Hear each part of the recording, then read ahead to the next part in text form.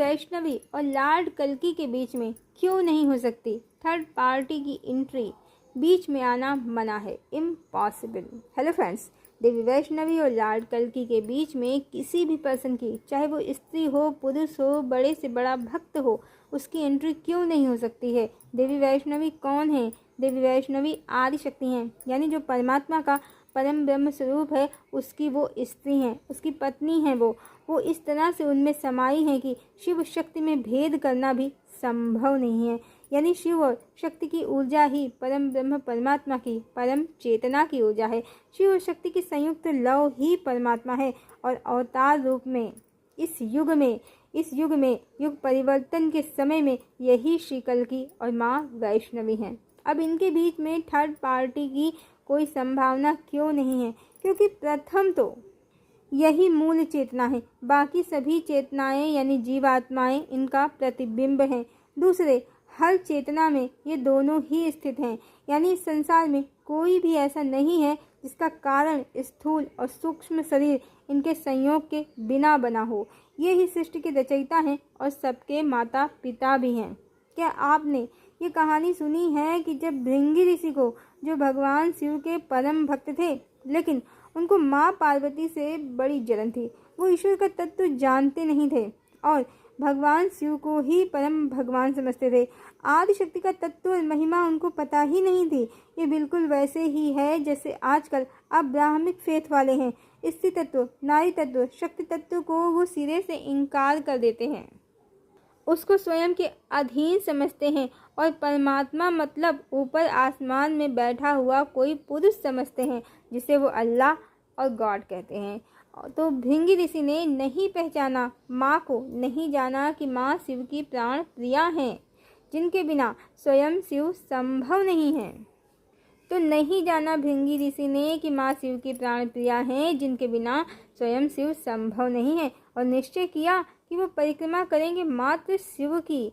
पर शिव पार्वती तो साथ में बैठे थे, इसीलिए उन्होंने अपने तपोबल से सर्प का रूप धारण किया और शिव पार्वती के मध्य से निकलकर परिक्रमा करने लगे। फिर जो हुआ तो शिव पार्वती एक हो गए, अर्धनारीश्वर हो गए, और भृंगी के मन में अहंकार और माँ के प्रति द्वेष का जन्म हो गया था, जो पहले ही वो प्रकट हो गया। भृंगी ऋषि ने अपने तपोबल से चूहे का रूप बनाकर अर्धनारीश्वर रूप में से शिव को अलग करने के लिए भगवान को ही कुतरना प्रारंभ कर दिया। तब भृंगी ऋषि की धृष्टता को देखकर माँ पार्वती को क्रोध आ गया और उन्होंने शाप दे दिया कि भृंगी ऋषि को उनके शरीर से, जो माँ का तत्व है भृंगी ऋषि के शरीर से, वो अलग हो जाए। माँ ही रूप, सौंदर्य, स्वास्थ्य सब कुछ है, और शाप देते ही भृंगी ऋषि के शरीर का मांस गल गया। वो कंकाल मात्र रह गए और उनकी आंखें खुली और सत्य का उनको बोध हुआ। माँ की महत्ता, सत्ता, महिमा का उनको बोध हुआ, ज्ञान हुआ। उन्होंने माँ से क्षमा मांगी, पर उनके पैरों में शक्ति नहीं रह गई थी खड़े होकर क्षमा मांगने की। उनकी दयनीय दशा देखकर माँ पार्वती ने उन्हें तीसरा पैर प्रदान किया, जिससे वो खड़े हो सकें। तो देवी वैष्णवी और लॉर्ड कल्की शिव और शक्ति के ही अवतार हैं और परमात्मा की पूर्ण काम ऊर्जा अर्धनारीश्वर स्वरूप है, जिसमें कोई कितना भी बड़े से बड़ा भक्त, गोपी, सखी, मंजरी, ऋषि, मुनि हो, उसके मध्य में नहीं आ सकता है। जिसे भी शिव को पाना होगा, लॉर्ड कल्की को पाना होगा, उसको देवी के तत्व को, अपने शक्ति तत्व, स्त्री तत्व को जागृत करना होगा, स्वयं की कुंडलनी जगानी होगी, उसको ही भगवान मिलेंगे। कोई पुरुष हो या स्त्री ही हो, कितनी ही रूपवती हो, कितनी ही बड़ी भक्त ही क्यों ना हो, कितनी ही रूपवती क्यों ना हो, वो परमात्मा और उनकी पत्नी के बीच में नहीं आ सकती, नहीं आ सकता, संभव ही नहीं है। और इसी रहस्य को अब समस्त जगत को समझना होगा, जिसे ना मानकर अज्ञानी स्त्रियां अपना शक्ति तत्व जागृत करने के स्थान पर, तप साधना के स्थान पर कहती हैं कि हम श्री कृष्ण की पत्नी हैं, हमने उनसे विवाह रचाया है। जीवन भर यहाँ वहाँ भटकती रहती हैं, पर श्री कृष्ण प्रकट नहीं होते हैं। कैसे प्रकट होंगे? उन्होंने माँ के तत्व की अवहेलना करके ब्रह्म स्वयं के अंदर बैठी भगवती की ही अवहेलना कर दी। और इसीलिए जो श्री कृष्ण स्वयं ही चेतना में सदैव प्राप्त हैं, वो उन्हें बाहर ढूंढती हैं और भगवान की अनेक पत्नियां समझती हैं। ये सब कलिकाल की काली माया से ही संभव हुआ है। जब द्वापर में कहानी बदल गई उन स्त्रियों के कारण जो त्रेता में भगवान राम पर मोहित हो गईं और द्वापर में भगवान की रानियां बन गईं, और भगवान ने जगदम्बिका से विरह सहन किया। कारण यदि जगदम्बिका देवी राधा से विवाह हो जाता भगवान का, तो उनको ही समर्पण होता राम अवतार की तरह, और इनकी इच्छा कभी पूर्ण नहीं होती। मात्र जीवात्माओं के सुख के लिए भगवान ने अपनी प्राण प्रिया से विरह सहन किया, विरह का अपार दंश सहा। पर कलयुगी कहानियों ने, कलयुगी रचनाकारों ने देवी राधा को, जगदम्बिका को ही कल्पना और भक्त गोपी बना दिया, और श्री कृष्ण की रानियों को माँ भगवती, माँ कल्याणी का विभाजन बना दिया, और गलत कहानी, गलत कॉन्सेप्ट चलाकर संसार से परमात्मा का अर्ध नारीश्वर राधा कृष्ण का पूर्ण काम रूप छुपा दिया, और फिर कलिदानों का साम्राज्य धरा पर स्थापित हो गया। आदि शक्ति की कृपा, उनका आशीर्वाद जगत से हट गया उनकी उपेक्षा करने के कारण, और भगवान श्री कृष्ण की गलत कहानियों के द्वारा स्त्री पुरुष मिथ्याचारी और व्याभिचारी होकर घूमने लगे। चारों ओर कलिदानों का शासन हो गया, जो अब विकराल हो गया है। और अब इस अवतार में इसीलिए किसी आसक्त जीवात्मा की इच्छा पूरी की गई ही नहीं है। किसी आसक्त जीवात्मा की इच्छा पूरी नहीं की गई है, किसी की एंट्री नहीं हो पाई है भगवान के जीवन में। उनका जीवन एकमात्र देवी वैष्णवी को ही समर्पित है। हमने बताया है कि सुपर्णखा का भी पुनर्जन्म हुआ है, उसको भी उसकी डेस्टिनी मिलेगी इस अवतार में।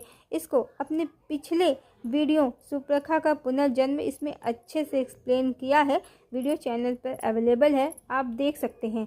तो सुपर्णखा ने राम अवतार की तरह इस बार भी राम सीता कहें या कल्कि वैष्णवी के बीच में आने का पूर्ण प्रयास किया है, जिसका सत्य अवश्य ही तब प्रकट होगा जब भगवान भगवती की कहानी जगत में प्रकाशित होगी पूर्ण रूप से, जब लोग जान जाएंगे कि कौन है भगवान भगवती।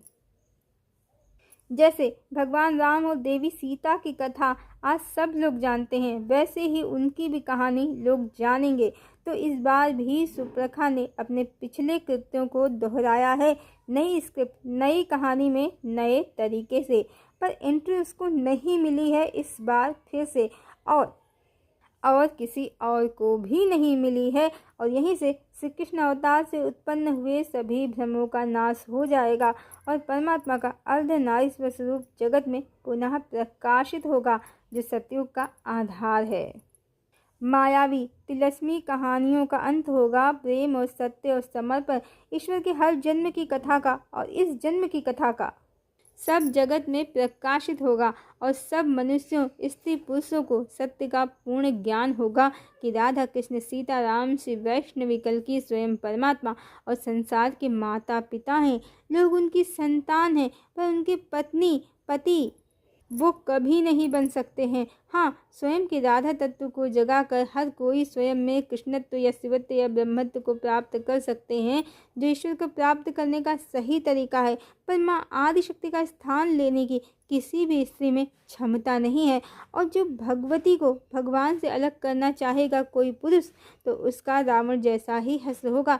मतलब no entry of third party, no entry of third party, जिसके लिए कबीरदास जी ने पहले ही कह दिया है, प्रेम गली अति साकरी जामे दो न समाए। वो दो भी नहीं हैं, वो दो भी नहीं हैं, एक ही हैं। भृंगी ऋषि की तरह जो उनको अलग करना चाहेगा तो वो मूर्ख ही होगा और पछताएगा। जब दो भी नहीं हैं, जब दो भी नहीं हैं, एक ही हैं, तो किसी का प्रवेश संभव ही नहीं है उनके मध्य में। हरिओम।